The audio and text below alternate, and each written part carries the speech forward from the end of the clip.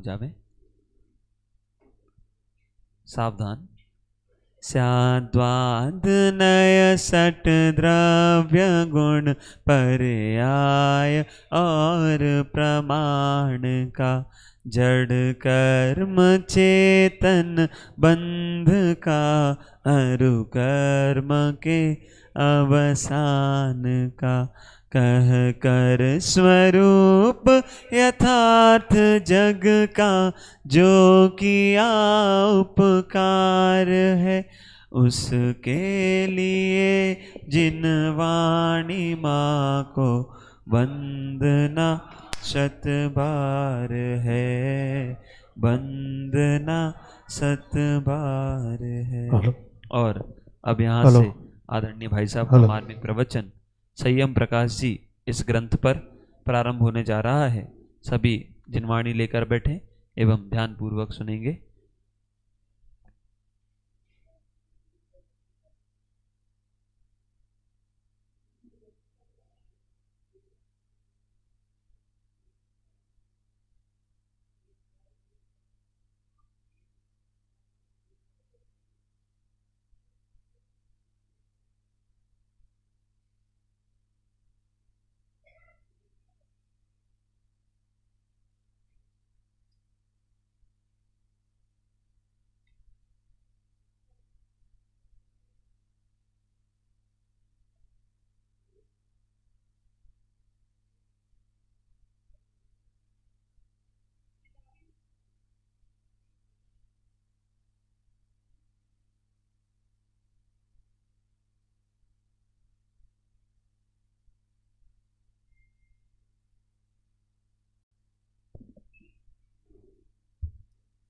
चलिए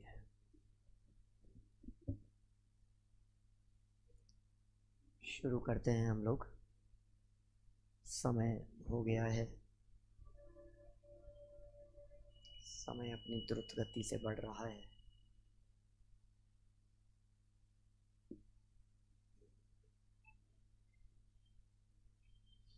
चलिए, जय श्री ओम। जय हो देवादिदेव। नमो हरिहंताणं, नमो सिद्धाणं, नमो आयर्याणं, नमो वज्रायाणं, नमो लोये संवसावूणम्। ओकारं बिन्दुसंयुक्तं नित्यं ध्यायन्ति योगिनः, कामदं मोक्षदं चैव ओंकाराय नमो नमः। अविरल शब्द घनोग प्रक्षालित सकल भूतल मल कलंका, मुनिभिरुपासित तीर्था सरस्वती हरतु नो दुरितान्। अज्ञानतिमिरान्धानां ज्ञानाञ्जनशलाकया चक्षुरुन्मिलितं येन तस्मै श्रीगुरुवे नमः। श्री परम गुरुवे नमः। परम्पराचार्य गुरुवे नमः। सकल कलश विध्वंसकं श्रेयसां परिवर्धकं, धर्म संबंधकं भव्य जीव मन प्रतिबोधकारकं, पुण्य प्रकाशकं पाप प्रणाशकमिदं शास्त्रं श्री संयम प्रकाश नामधेयम्।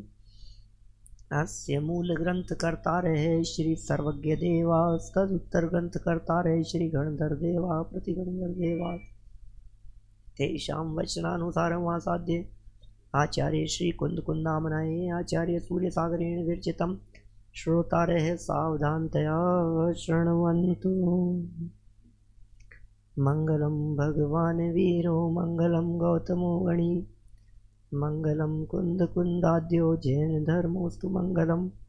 सर्वमंगल मांगल्यम सर्वकल्याणकारिकम, प्रधानम सर्वधर्माणां जैनम जयतु शासनम, जैनम जयतु शासनम, जैनम जयतु शासनम।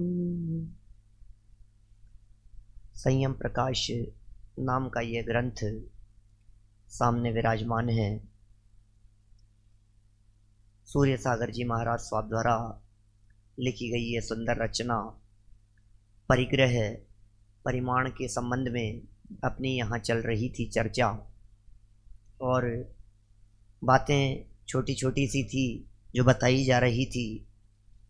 इसकी लालसा ये व्याधि रूप होकर के जीव को सताती है।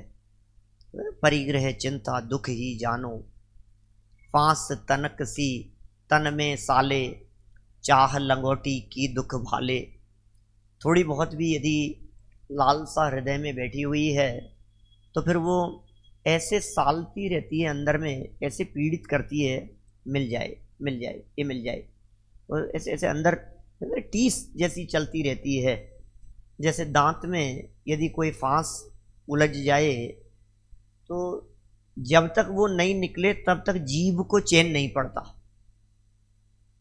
हमारी जीभ बार बार में उस दांत की तरफ जाती है, दौड़ती है, हटती नहीं है वहां से जब तक वो निकल नहीं जाए। इसी तरह से जिस वस्तु को प्राप्त करने की तीव्र इच्छा मन में होती है, जब तक वो वस्तु नहीं मिलती तब तक यह जीव रोगी की भांति व्याधि रूप होकर पीड़ित रहता है। ये सब बातें कल यहाँ हमने देखी थी। तृष्णा को नागिन की उपमा देकर के कहा था, और ये कहा था कि इसको वश में करो, ये महान मंत्र है सुखी होने का। इस परिग्रह को व्याघ्र के समान भी कहकर के पुकारा गया। देखिए, इसी प्रकरण को कुछ और आगे बढ़ाते हैं। परिग्रह और परिग्रहियों के संदर्भ में उमा स्वामी आचार्य का कुछ कहना है। पेज नंबर है 548, 548 नंबर पेज, नीचे अंतिम लाइन है, अंतिम 2 लाइन है। भगवान उमा स्वामी तत्वार्थ सूत्र में इस परिग्रह के वास्ते कहते हैं। भगवान उमा स्वामी क्या कह रहे हैं इस परिग्रह के वास्ते?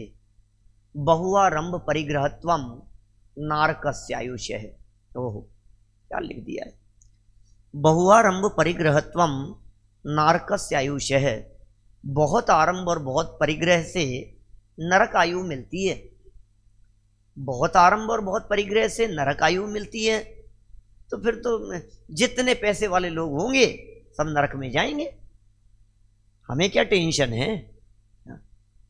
इतने थोड़ी ने हम लोग उन अंबानी बंधुओं जैसे। अब ठीक है, जो भी जितना होगा, तो बोले जिसके पास में ज़्यादा होगा वो ज़्यादा नीचे वाले नरक में जाएगा, जिसके पास में कम होगा वो कम जगह जाएगा। तो अपने को ऐसा फीलिंग में आती है बात कि ये सब दुख के कारण है और नरक के कारण है। और ये लिखा है उमा स्वामी आचार्य देव ने, ये लिखा है बहुआरंभ परिग्रहत्वम नारकस्य आयुष है। यह नरक आयु के आश्रव का कारण है। तो देखें जरा क्या लिख रहे हैं। 549 नंबर पेज पर अर्थ लिखा है, बहुत आरंभ करना और बहुत परिग्रह रखना नरक आयु के आश्रव का कारण है माना गया है। टीकाकारों ने, व्याख्याकारों ने जब इस सूत्र की व्याख्या की तो उन्होंने कहा ये आरंभ परिग्रह का अर्थ आरंभ परिग्रह रखने का भाव समझना चाहिए। जब लिखा है ना बहुत आरंभ और बहुत परिग्रह ये नरक आयु के आश्रव का कारण है, जब लिखा गया बहुत आरंभ बहुत परिग्रह ये नरक आयु के आश्रव का कारण है, तो ये समझना बहुत आरंभ और बहुत परिग्रह रखने का भाव। कुल मिलाकर के यहाँ आसक्ति की चर्चा करना चाहते हैं। आपके पास में कितना परिग्रह है ये महत्वपूर्ण नहीं है, लेकिन आपकी परिग्रह में आसक्ति कितनी है ये ज़्यादा खतरनाक है।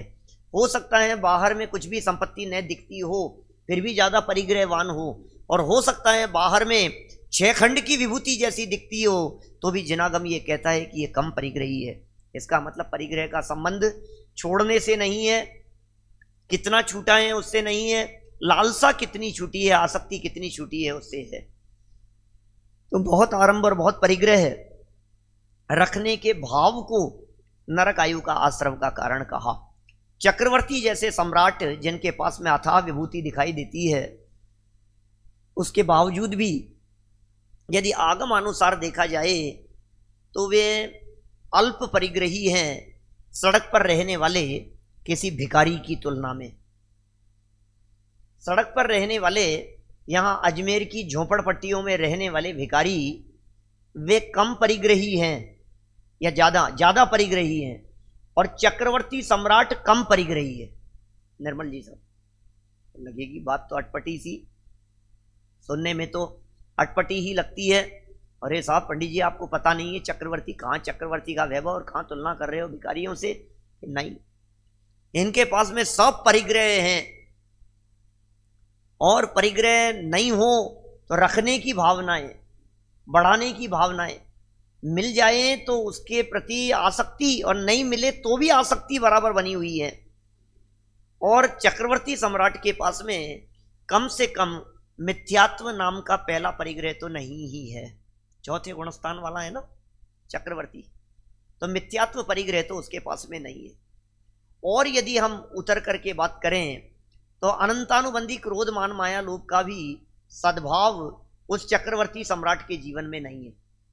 इससे भी यही सिद्ध होता है कि वो कम परिग्रही है।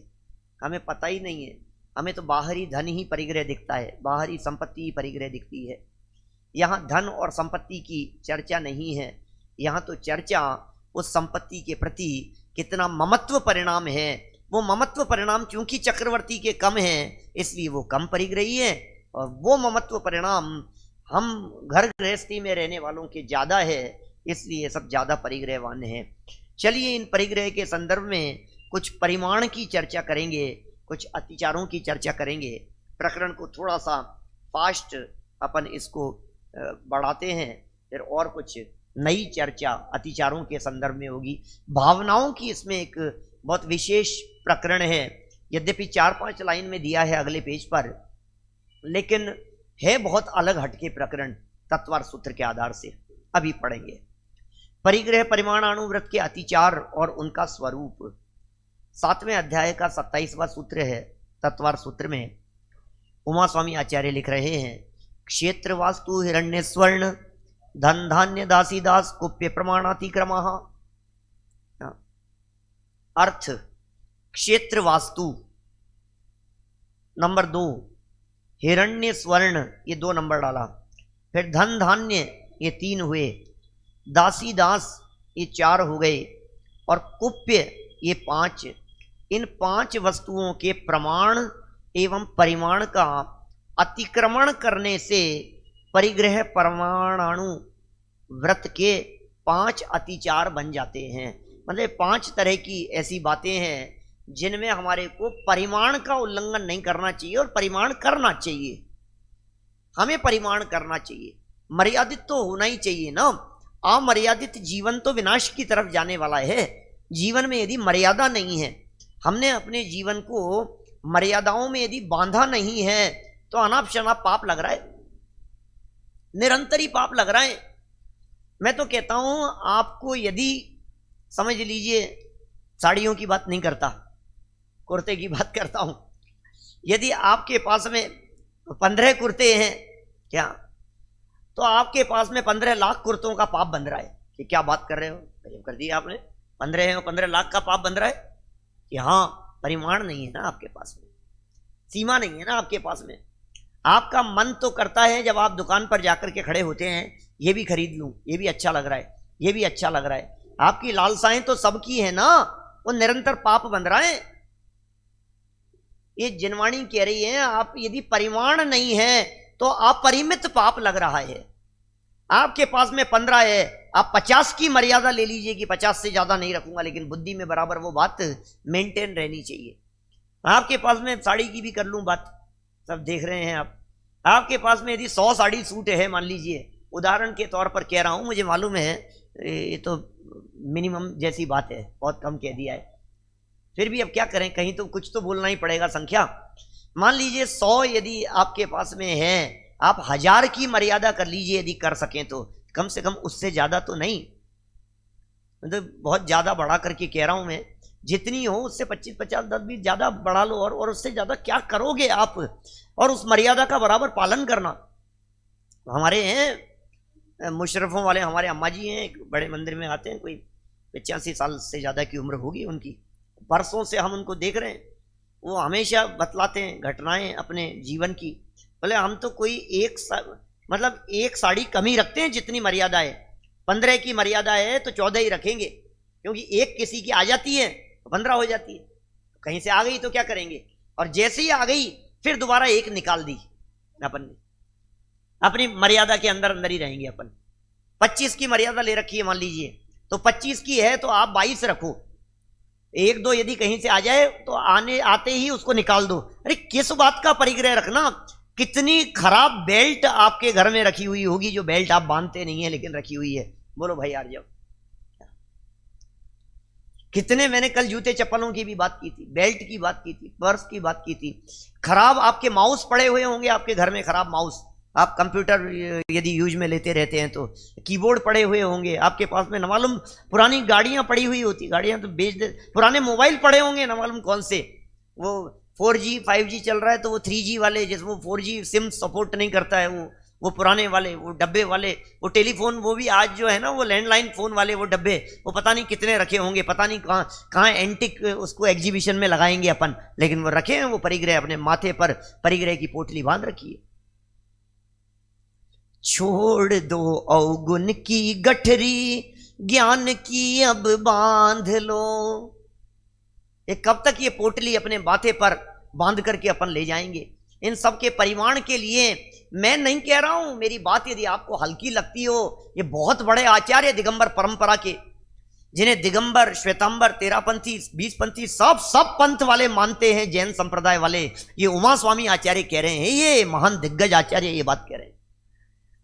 मुझे मालूम है आध्यात्मिक मंडलों में, सूक्ष्म चर्चाएं चलने वाले मुमुक्षु मंडलों में जब ये चर्चाएं की जाती है तो पंडित जी को ही छोटा मान लिया जाता है। अरे यार ये क्या बातें करते हैं, छोटी छोटी सी बातें करते हैं, ये कोई बातें करने की है क्या, हम तो बड़ी बातें करने वाले हो गए। भाई मुझे मत कहो, ये बात तो उमा स्वामी आचार्य से कहो, वो इतनी छोटी बात क्यों कर रहे हैं नरेश जी भाई साहब। ये बात तो रत्नकरण श्रावकाचार्य को लिखने वाले समंत भद्राचार्य से कहिए। इतनी छोटी छोटी बातें सिखा रहे हैं हमारे को। क्षेत्र का परिमाण लो, वास्तु की मर्यादा लो, कपड़ों की मर्यादा लो, बर्तनों की सीमा होनी चाहिए, गाड़ियों की, वाहनों की सीमा होनी चाहिए। ये इतने बड़े आचार्य, अरे आत्मा की बात करो ना, ये क्या सिखा रहे हो कि नहीं नहीं, तुम्हारे दिमाग में यदि ये धन दौलत वैभव परिग्रह घुसा हुआ है तो आत्मा की बात बैठने के लिए स्पेस नहीं मिलता है, जगह नहीं मिलती है। वो आत्मा की चर्चा अंदर में इसलिए नहीं प्रवेश करती है क्योंकि आत्मा की चर्चा अंदर में प्रवेश करने के लिए स्पेस चाहिए, वो स्पेस खाली नहीं है। उस सीट पर तो कोई और बैठा हुआ है, आपके हृदय के सिंहासन पर आपने किसी और को बैठा रखा है, इसलिए ये प्रवेश नहीं करता। तत्व ज्ञान, ये गहरी बातें, भेद विज्ञान की चर्चाएं प्रकाश जी भाई साहब, ये क्यों नहीं अंदर में उतर रही है? क्योंकि चारों तरफ का माहौल हमारे दिमाग में हावी दिखाई देता है। इसलिए यहां सिखा रहे हैं, कुछ शिक्षा दे रहे हैं, कुछ उपदेश दे रहे हैं। देखिए पहले नंबर का पॉइंट, फिर भी अब जितना लिखा है थोड़ा थोड़ा सा पढ़ता हूं यहां से। देखिए क्षेत्र वास्तु परिमाण अतिक्रम, ओहो, धान्य आदि उत्पन्न होने के स्थान का नाम क्षेत्र है। रहने के गृह मकान आदि को वास्तु कहते हैं। क्षेत्र किसे कहें, वास्तु किसे कहें? रहने के लिए आपको कितना कितना बड़ा मकान चाहिए बतलाइए। इतने बड़े बड़े मकान होते हैं, इतने बड़े बड़े क्षेत्र हैं, कितनी जगह पर आपने जमीनें ले रखी है, और वो जमीनें आप कुछ नहीं करेंगे, वो सिर्फ आपके मरने के बाद में ट्रांसफर होती रहेगी और कुछ नहीं होगा उसका। वो ट्रांसफर होगी, फिर कोई आएगा उसके नाम ट्रांसफर हो गई, फिर क्या हुआ, फिर बच्चों के नाम ट्रांसफर कर दी, फिर किसी और के, क्या काम आएंगी वो सब जमीन? रहने के लिए 2 गज जमीन से ज्यादा चाहिए नहीं, लेकिन फिर भी तमन्नाएं मिटती नहीं है और आकांक्षाएं बढ़ती चली जाती है। इच्छाओं और आकांक्षाओं के ऊपर कंट्रोल करने के लिए यहां यह बात कही जा रही है। धान्य आदि वस्तुओं को जो उत्पन्न होने का स्थान है उसे क्षेत्र कहते हैं, और घर मकान आदि को वास्तु कहते हैं। इनका परिमाण करके अतिक्रमण करना, वो क्षेत्र वास्तु परिमाण का अतिक्रम है। अतिक्रम नाम का परिग्रह परिमाण व्रत का अतिचार है। अतिचार तो बाद की बात है, पहले व्रत तो हो, फिर बाद में दूषण की बात करेंगे। अरे व्रत ही नहीं है तो कहां अतिचार की बात करेंगे हम?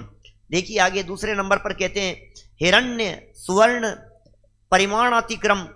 हिरण्य सुवर्ण परिमाणातिक्रम, रुपये तथा चांदी के आभूषणों को हिरण्य कहते हैं। किस किस को कह रहे हैं? चांदी को हिरण्य कहते हैं और सोने तथा उसके आभूषणों को स्वर्ण कहते हैं। उसके परिमाण का अतिक्रमण करना हिरण्य स्वर्ण परिग्रह परिमाण अतिक्रम नाम का परिमाण व्रत का दूसरा अतिचार है। मर्यादा तो होनी चाहिए, कितने सेट होंगे, कितने जेवर गहने कितने होंगे, कितने ग्राम, कितने किलो, किलो की बात कर लो कोई बात नहीं, सोना चांदी होगा, इतने किलो होगा, इससे ज्यादा नहीं होगा, इतने मकान से ज्यादा नहीं रखेंगे, इतने बेडरूम से ज्यादा का फ्लैट नहीं रखेंगे। क्या करना है? 2 आदमी रहने वाले 2 कमरों से ज्यादा काम आएगा नहीं, ज्यादा से ज्यादा, वो भी तब जब ज्यादा लड़ाई हो जाए। क्या काम आएगा? पति पत्नी 2 रहने वाले, 1 कमरे से काम चलता है, 2 मान लो, कोई मेहमान आ जाए तो 3 मान लो, और बच्चे आ जाए, कोई मेहमान आ जाए तो 4 मान लो। अब इससे ज्यादा तो जरूरत नहीं है विनय जी भाई साहब, इससे ज्यादा की क्या जरूरत है? फिर तो क्या होता है, वो नौकर चाकरों के रहने के काम आता है, उनके भोगने के काम आता है। वो चक्रवर्ती की संपदा को कौन भोगता है? आप जिस महल में रह रहे हैं, आप जिस मकान में रह रहे हैं, आप जिस किचन में खाना खा रहे हैं, उसी किचन में आपकी तन्मयता, आपके उसी घर में आपका सर्वेंट भी रह रहा है। जिस किचन में आपके लिए खाना बन रहा है, उसी में सर्वेंट के लिए भी खाना बन रहा है। जो आटा दाल चावल आपके लिए आ रहा है, वही सर्वेंट भी खा रहा है। वो दुखी है और आपको खेद खिन्नता नहीं हो रही है। कारण क्या है? कि आपकी उनके प्रति तन्मयता है और वो ये मान रहा है कि मेरा नहीं है। इतना ही तो फर्क है ना। तो संयोग में क्या फर्क है बताओ? संयोग में क्या फर्क है? मान्यता के अलावा फर्क क्या है भाई साहब?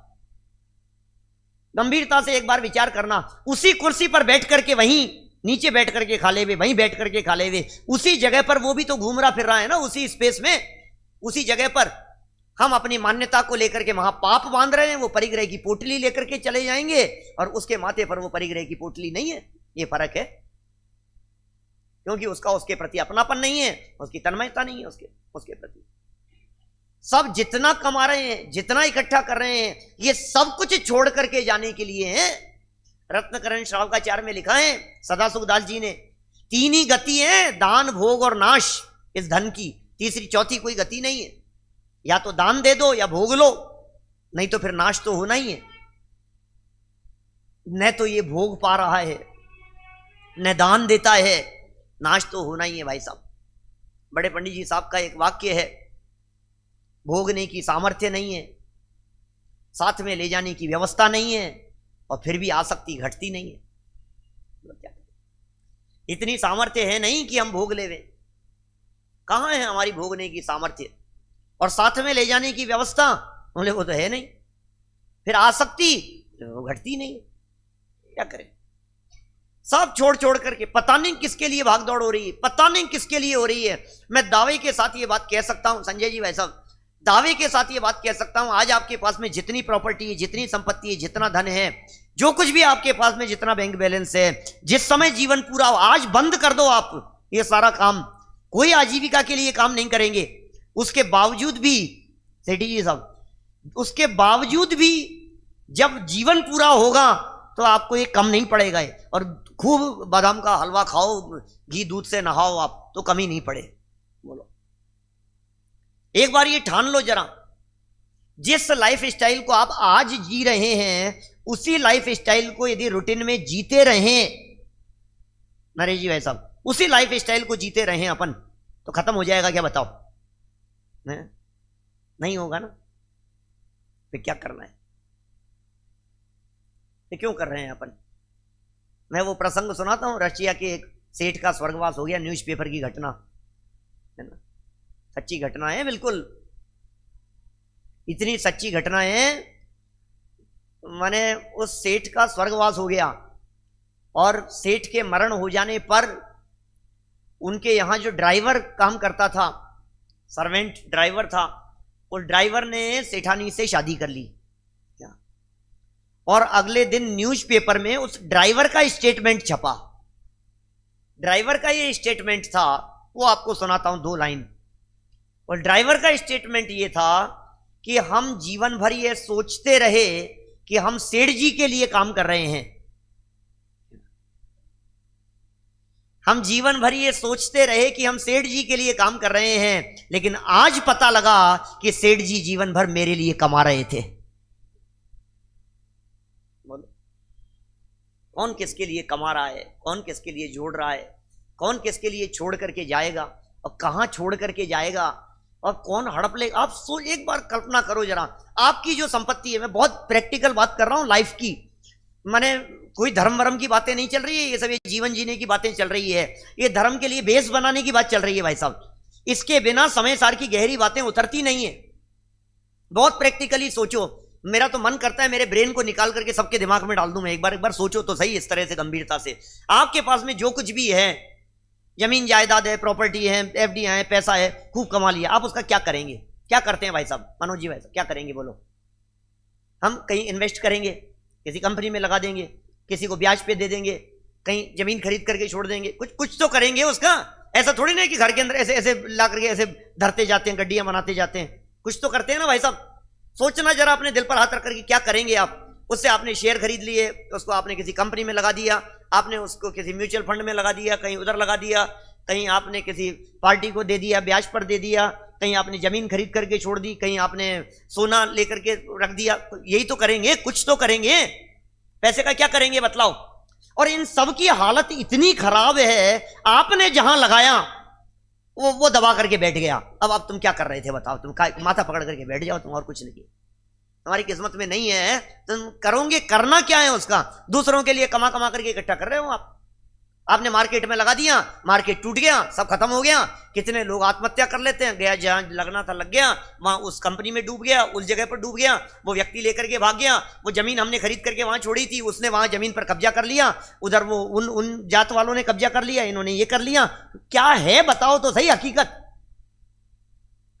जो आपने जो कमा कमा करके जो इकट्ठा किया, उसकी जरा प्रैक्टिकल स्थिति देखो तो सही, क्या पोजीशन है।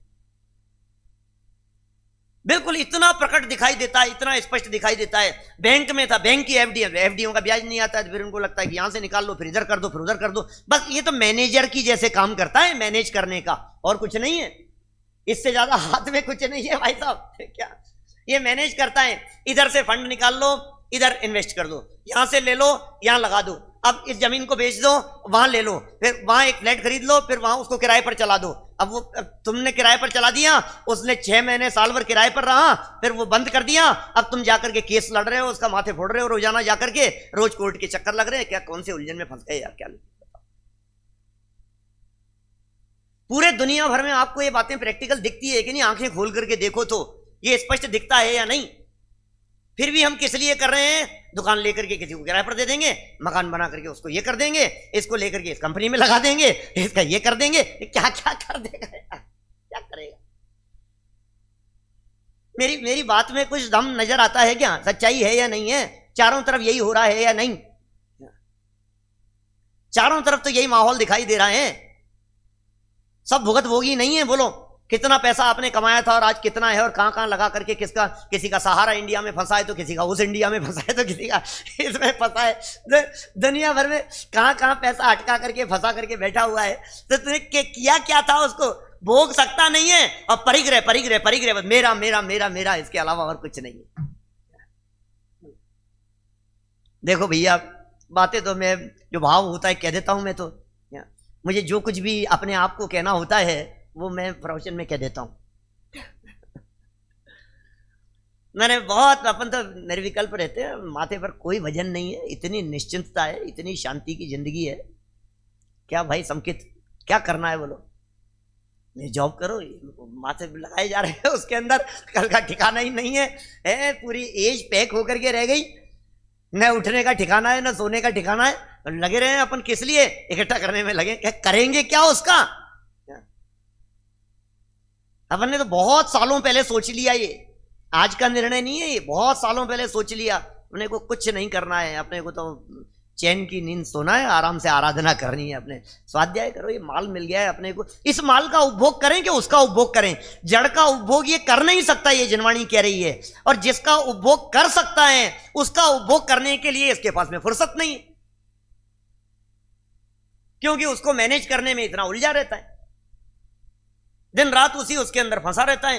अब ऐसा ऐसा ऐसा ऐसा ऐसा कभी सर्वेंट नहीं आता है, कभी ये नहीं आता है। अरे तुम स्वतंत्र रहो ना, हाथ काम नहीं करते हैं, उंगलियां काम नहीं कर रही, घुटने काम नहीं कर रहे हैं, शरीर काम नहीं कर रहा है, उठा बैठा नहीं जा रहा है, पेट काम नहीं कर रहा है, आंखें काम नहीं कर रही है, सर दर्द हो रहा है, तकलीफें तकलीफें हैं।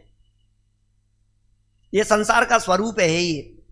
तो देखिए सोने चांदी के संदर्भ में कह दिया, ये सब उलझे फंसे हैं अपन इन सब बातें में जो बातें कह दी है। तीसरे नंबर का पॉइंट देखिए, धन धान्य परिमाणातिक्रम, गौ बैल भैंस हाथी घोड़ा आदि को धन कहते हैं। इसको गोधन कह करके पुकारा जाता था पुराने समय में, और आज भी बहुत सारे लोगों के पास में गायें भैंसें, तो यहाँ भी हो सकती है किसी के पास में कदाचित तो हो, कम होती है लेकिन गाँवों में ज़्यादा होती है ना। मैं इसलिए कह रहा हूँ क्योंकि किशनगढ़ में है ना हमारे गायें भैंसें हैं ना उनके, तो ये कह रहे हैं यहाँ इनको धन कहते हैं। और गेहूं ज्वार मूंग उड़द मक्की जौ आदि को धान्य कहते हैं। उसके परिमाण का अतिक्रमण करना ये धन धान्य परिमाणातिक्रम नाम का अतिचार है। अतिचार है ये। आप उसकी मर्यादा तो बांध लो, कितना चाहिए आपको, कितना इकट्ठा करके रखेंगे। ये तो कितना इकट्ठा कर रखा है अपन ने, ये तो नोटबंदी के समय पता लगा जब निकल करके नोट सामने आए, है ना, तो पता लगा ये कितना इकट्ठा कर रखा है। ये जोड़ जोड़ करके आप मांगो तो कहो नहीं मेरे पास तो है ही नहीं है। फिर जब नोट बंद कर दिए है मोदी जी ने तो निकल करके ये कहां से निकल रहे हैं ये लाखों रुपए, ये क्या चक्कर है, ये क्या मैटर है। देखिए ये सब परिमाण के बारे में। चौथे नंबर का परिमाण दासी दास का परिमाण, इसका अतिक्रम नहीं करना। शरीर व अपने टहल चाकरी के लिए रखे गए नौकर तथा मुनीम आदि दासी एवं दास हैं, उनका परिमाणातिक्रम नाम का अतिचार है। फिर पांचवें नंबर पे कुप्य परिमाणातिक्रम। कुप्य में क्या क्या बातें लेना। वैसे कुप्य शब्द का मूल अर्थ होता है कपड़े, भांड माने होता है बर्तन, तो कुप्य भांड ऐसा शब्द मिलते हैं 10 प्रकार के बहिरंग परिग्रहों में कपड़े और बर्तनों के लिए। तो कुप्य में वस्त्र थाली आदि सब आ जाते हैं। स्वर्ण और चांदी को छोड़कर शेष सब धन कुप्य शब्द से कहा गया है। उन सब वस्तुओं में परिमाण करना और परिमाण का अतिक्रमण करना ये कुप्य परिमाणातिक्रम नाम का परिग्रह परिमाण व्रत का 5वां अतिचार है। उनकी भी मर्यादा होनी चाहिए, कपड़ों की मर्यादा होनी चाहिए, बर्तन की मर्यादा होनी चाहिए, गाड़ियों की मर्यादा होनी चाहिए। कितनी गाड़ियां चाहिए आपको घर में, कितने मकान चाहिए, कितनी वस्तुएं होनी चाहिए। आखिर लिमिट यदि हम नहीं बांधेंगे ना तो सच में यदि आपने इन वस्तुओं के संग्रह की लिमिट नहीं बांध रखी है तो अनलिमिटेड पाप निरंतर लग रहा है। माने ये अपने अमृतचंद्र आचार्य देव ने, अब देखो आप अमृतचंद्र आचार्य देव ने भी ऐसे चीजों के ऊपर कलम चलाई है जो अध्यात्म के पुरोधा कहलाते हैं। उन्होंने भी ये सारी बातें लिखी, इस तरह की बातें कही आपने। एक अविरमण रूप और एक परिरमण रूप, 2 तरह की। हिंसा के प्रकरण में लिखा ऐसा, उसी को आप परिग्रह आदि के संबंध में लगाना। एक तो अविरमण रूप, आपने नियम ले रखा है और नियम नहीं ले रखा है, 2 तरह से पाप। एक व्यक्ति ने रात्रि भोजन के त्याग का, अभी रात्रि भोजन का भी प्रकरण आएगा, संभवतः कल तक ही आ जाए, आगे ही है कुछ पृष्ठों पर, वो भी चर्चा करेंगे अपन, खुल करके चर्चा करेंगे उसके बारे में भी।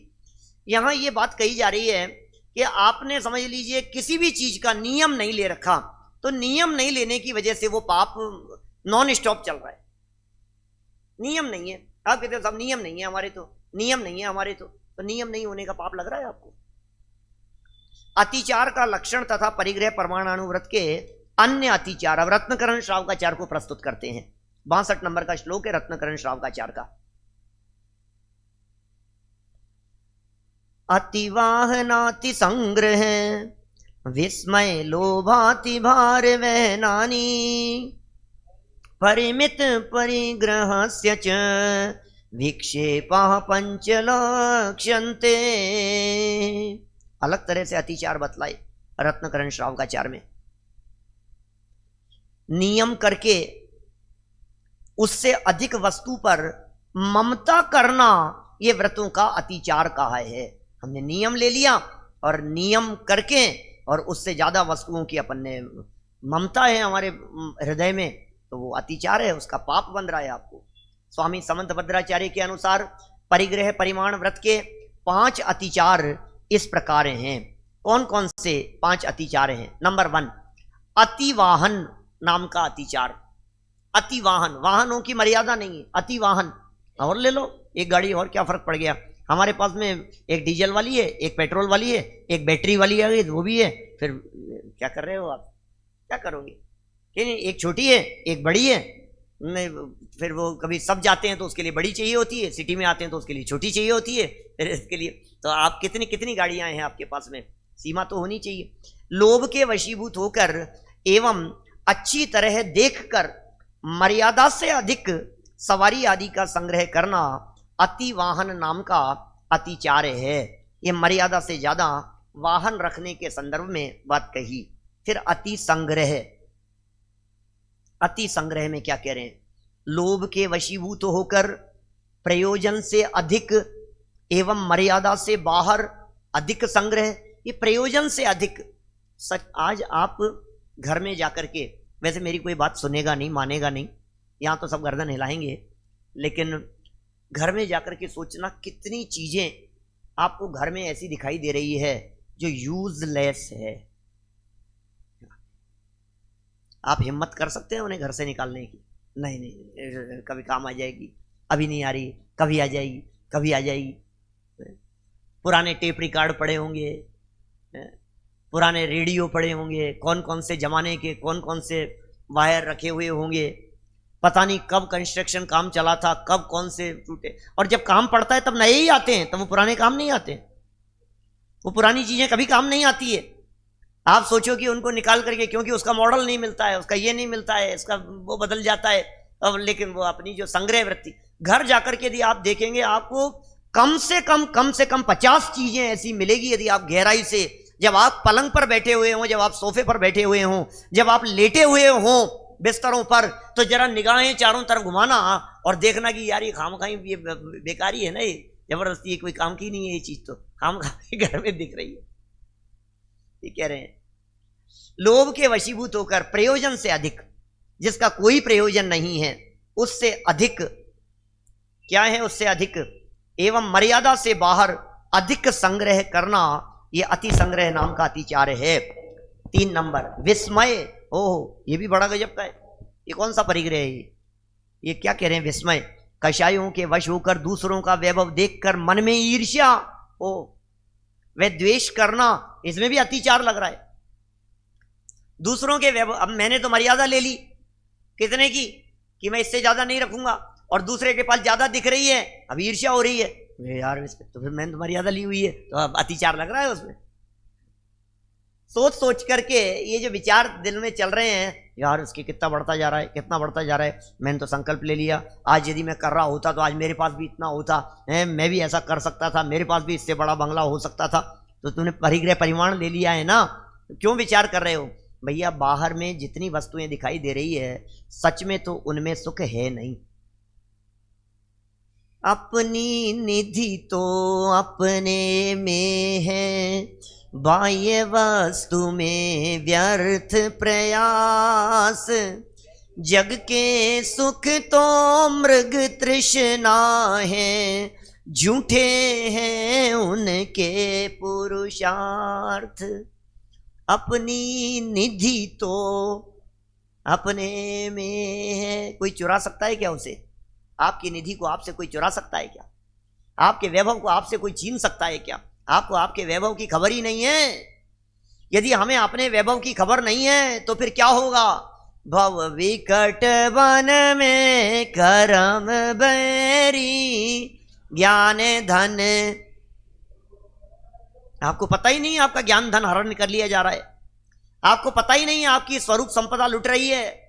आपको पता ही नहीं है जिस पर्याय में अतीन्द्रिय आनंद का स्वाद लिया जा रहा था, वो पर्याय वो छोटे से भोग विलासिता के चक्कर में बर्बाद हो रही है। इस बात का अंदाजा नहीं है हमारे को, इस बात का भाव भाषण नहीं है हमारे को। अपनी निधि तो अपने में है, बाह्य वस्तु में व्यर्थ प्रयास। झूठे प्रयास हैं, झूठे प्रयास हैं भाई साहब। अपनी निधि अपने को दिखाई नहीं दे रही है और लोभ के वशीभूत होकर दूसरों के वैभव को देख देख करके ईर्ष्या करना, इसके दुख का कारण यह नहीं है कि अपने पास में कमी है, इसके दुख का कारण यह है कि दूसरे के पास में ज्यादा है, दूसरे के पास में ज्यादा है।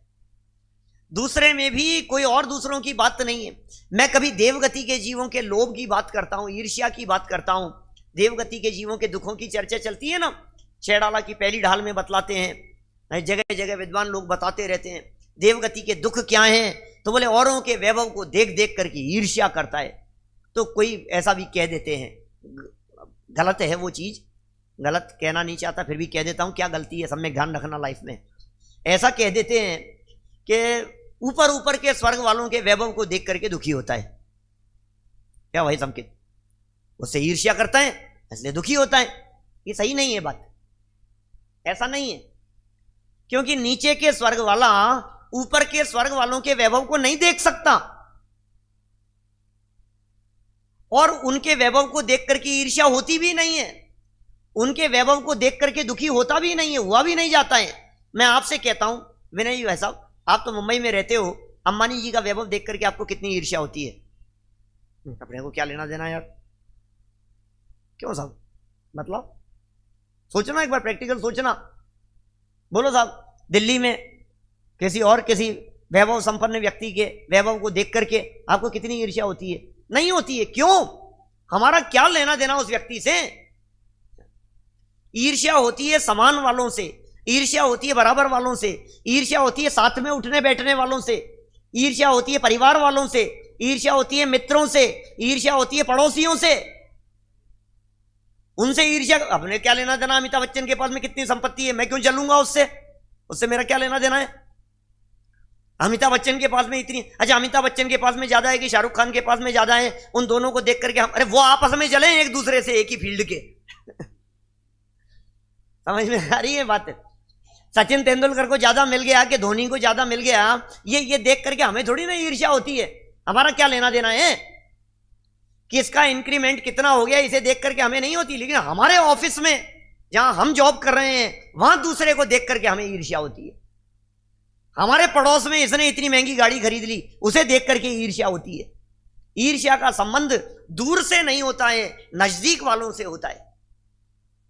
नजदीक वालों को देख देख करके, आपको देख करके, भाई को देख करके भाई जल सकता है, देवरानी को देख करके जेठानी जल सकती है, आस पड़ोस वाले जल सकते हैं, चाची मामी ताई, ये सब आपस में जो जितने रिश्तेदार हैं, बुआ मौसी, ये सब आपस में एक दूसरे से जल सकते हैं, चिढ़ सकते हैं।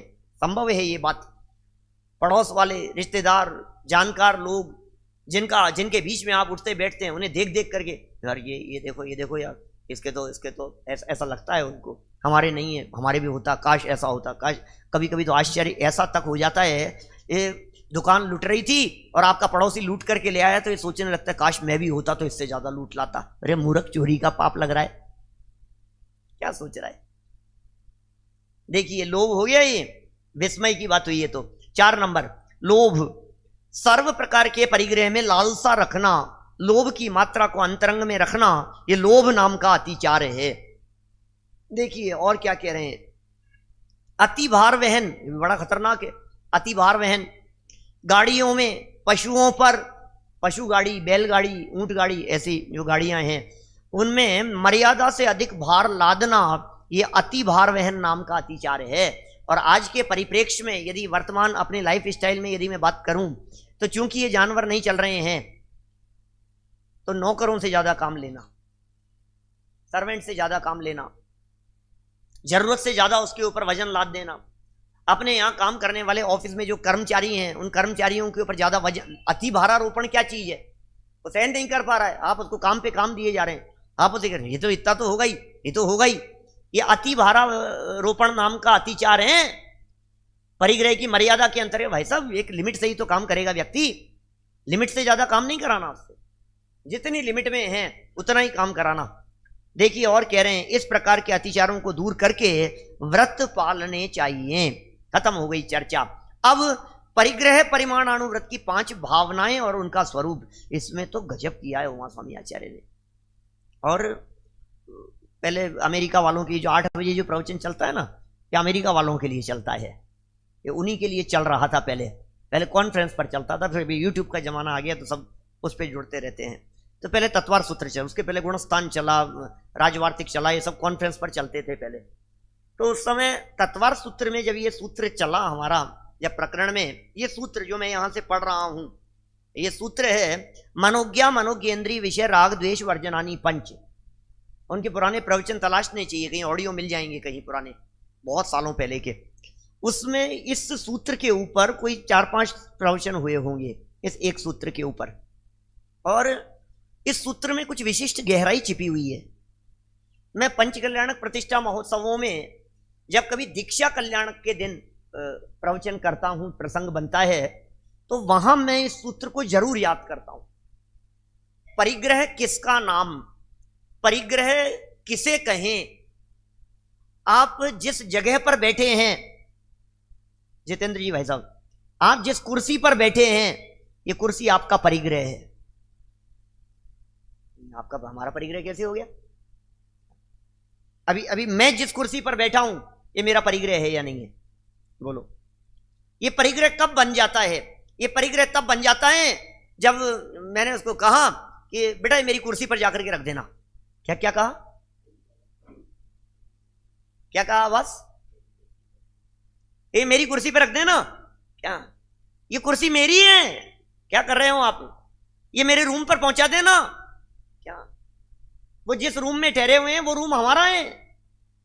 अभी ये कह रहे हैं उमा स्वामी आचार्य, इतनी बारीक बात कह रहे हैं, परिग्रह त्यागी, जिन्होंने परिग्रह का त्याग कर दिया है, महाव्रती रंच मात्र भी जिनकी लाइफ में परिग्रह नहीं है, थोड़ी सूक्ष्मता में उतर करके देखो जरा, इन पंक्तियों की गहराई देखना। मनोज्ञा मनोज्ञ इंद्रिय विषय राग द्वेष वर्जनानी पंच, ये सूत्र है। तत्वार सूत्र याद होगा, पाठ करते होंगे आप लोग, अष्टमी चतुर्दशी को करते होंगे। सूत्र जी के पाठ के बिना तो काम ही नहीं चलता। और बुजुर्गों में तो आजकल ये पाठ की परंपरा नहीं है, वैसा भी पाठ होने चाहिए, पहले होते थे। क्या आज भी हमारे मम्मी वगैरह तो करती हैं, दादी जी बहुत करते थे ऐसे पाठ। उनको पढ़ना नहीं आता तो मेरे से पढ़वाते थे, मंदिर में जाता था और पढ़वाते थे, बेटा सूत्र जी सुना करके जा। जब तक सूत्र जी नहीं सुन ले हुए तब तक घर नहीं आती थी मेरी दादी जी। सूत्र जी सुन करके, सूत्र जी सुना करके जा। और मैं सुनाता था तो मुझे 1.25 घंटा लगता था, और मेरा कोई दोस्त दूसरा लड़का वो 20 मिनट में सुनाया आता था, तो मेरे ऊपर नाराज होती थी, तेरे को बहुत देर लगती है सुनाने के अंदर, वो 20 मिनट में सुना जाता है।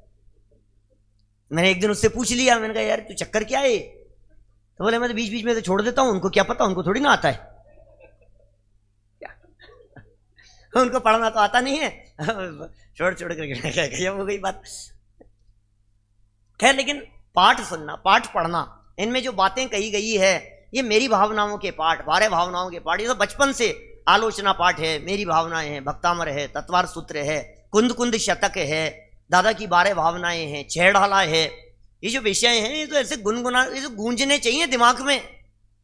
बड़े पंडित जी साहब की स्तुतियां हैं, ये समता सोड़सी वगैरह और ये सब स्तुतियां रोज गूंजनी चाहिए घरों में, कंठ का विषय बननी चाहिए, पाठ होने चाहिए, नियम बनाया जाना चाहिए घरों में कि बैठ करके हम पाठ करेंगे, कम से कम आधे घंटे बैठ करके पाठ करेंगे रोजाना। कुछ नहीं करना है, सिर्फ वाचन करना है हमारे को। तो सूत्र क्या कह रहा है? मनोज्ञा मनोज्ञेन्द्रिय विषय राग द्वेष वर्जनानी पंच।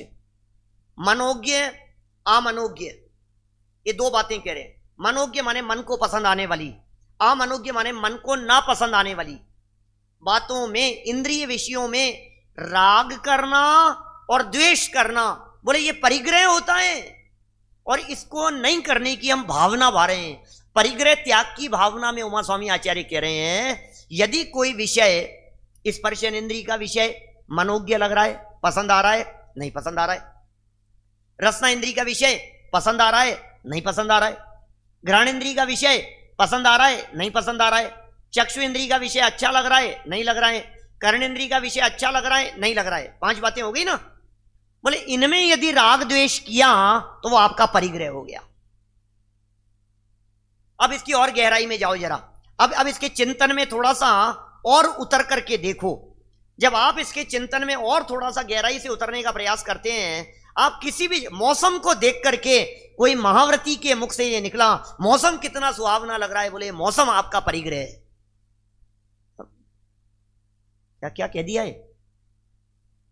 आप गार्डन के बाहर से निकल रहे हैं और आपको वहां फूलों की सुगंध आ रही है, घ्राणेन्द्रिय का विषय है, मनोज्ञ घ्राणेन्द्रिय विषयों में आपको राग की अनुभूति हो रही है, बोले वो आपका परिग्रह है। उस वस्तु को आप अपना मान रहे हो ना, उस क्षेत्र को अपना मान रहे हो ना, उस जगह को अपना मान रहे हो कि नहीं। यदि आप उस क्षेत्र को, उस जगह को, उस परिस्थिति को, उस वातावरण को अपना मान रहे हैं तो उसमें राग द्वेष होंगे, और राग द्वेष खड़े हो रहे हैं, इसका मतलब वो आपका परिग्रह हो गया है। खाली जमीन पर बैठे हैं आप, कुछ भी नहीं है, चारों तरफ जंगल है, जंगल में बैठे हुए हैं, और जंगल में बैठे बैठे भी एक मोर नाचता हुआ दिखाई दिया और आपको चक्षु इंद्रिय का विषय बना। कितना सुंदर मनोरम दृश्य है। बोले चक्षु इंद्रिय के विषय में जो राग हुआ, यह आपका परिग्रह है। थोड़ी बात कही है, थोड़ी कही है मैंने, 4-5 दिन चर्चा की मैंने, इतनी बातें इसमें से निकलेगी गहराई से यदि आप चिंतन करेंगे तो। पांचों इंद्रियों के विषयों में ठंडी हवा परिग्रह है कि नहीं आपका? ठंडी हवा लगना परिग्रह नहीं है, लेकिन यदि उसमें राग द्वेष का परिणाम है तो वो परिग्रह बन गया। भोजन, मुनिराज भोजन कर रहे हैं, कोई बात नहीं, मुनिराज भोजन कर रहे हैं, आहार ग्रहण करके आएंगे, वो परिग्रह नहीं है उनका। लेकिन यदि उस भोजन में राग द्वेष की अनुभूति है, अच्छा नहीं था, अच्छा है, ये परिग्रह हो गया। उमा स्वामी आचार्य कह रहे हैं मनोज्ञ अमनोज्ञ इंद्रिय विषय, मनोज्ञ अमनोज्ञ इंद्रिय विषय राग द्वेष वर्जनानी, ये इनका वर्जित तो होना चाहिए। ये सब इनके प्रति आसक्ति का यही तो परिग्रह किसका नाम? आसक्ति का नाम परिग्रह। आपने उसको अपना माना, ये आपका परिग्रह बन गया। आपने उसे अच्छा बुरा माना, ये आपका परिग्रह हो गया। अकेला अच्छा मान करके इकट्ठा करना ही परिग्रह नहीं है, बुरा मान करके छोड़ने का परिणाम भी तो परिग्रह है। आपने उसको छोड़ना क्यों चाहा? आपको दुर्गंध आ रही है और आपने सोचा कि यहां से उठ करके दूसरी जगह चले जाता हूं। आप ये छोड़ना क्यों चाह रहे हो? इसको इसलिए छोड़ना चाह रहे हो कि अच्छा नहीं है। अच्छा क्यों नहीं? मेरे को लग रहा है ना बुरा, आप उस जगह को अपना मान रहे हो ना। ये जगह अच्छी नहीं है, ये क्षेत्र अच्छा नहीं है, ये जमीन अच्छी नहीं है, ये रास्ता अच्छा नहीं है, ये मौसम अच्छा नहीं है, ये वातावरण अच्छा नहीं है। सब में इस तरह की बातें लगाना। थोड़ा कहा है, बहुत समझ लेना।